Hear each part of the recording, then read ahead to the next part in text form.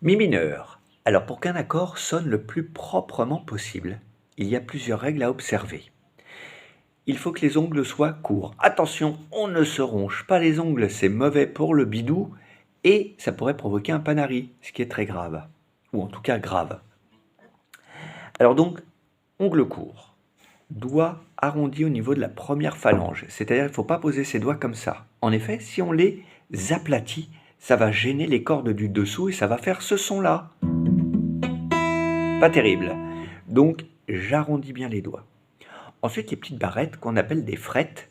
Pour le retenir, ce mot, c'est comme des frites. On appelle ça des frettes.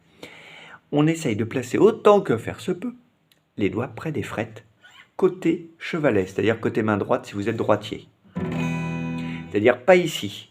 D'ailleurs, si je suis ici, que je joue la deuxième corde, ça ne sonne pas. Pour moi, la deuxième corde, c'est la corde de La.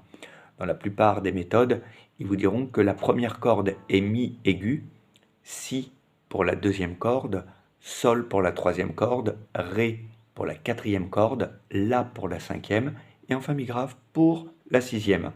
Par convention, moi je pars du principe que la première c'est plus logique pour moi, et la première, mi, la, ré, sol, si, mi, 1, 2, 3, 4, 5, 6.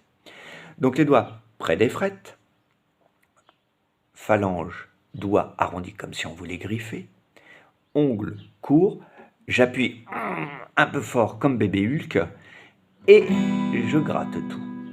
La paume doit être légèrement décollée, il ne faut pas qu'elle soit comme ceci. Si la main est, on va dire fermée, si l'angle est fermé, il y a des cordes qui ne vont pas être entendues en raison de l'appui par rapport au doigt qui sera mal placé. Donc je décolle un peu la paume, j'appuie fort, doigt arrondi, doigt près des frettes, et voilà le son. Et non pas, mais vraiment, recherchez toujours la propreté de son avec ces quelques règles essentielles. Bon travail!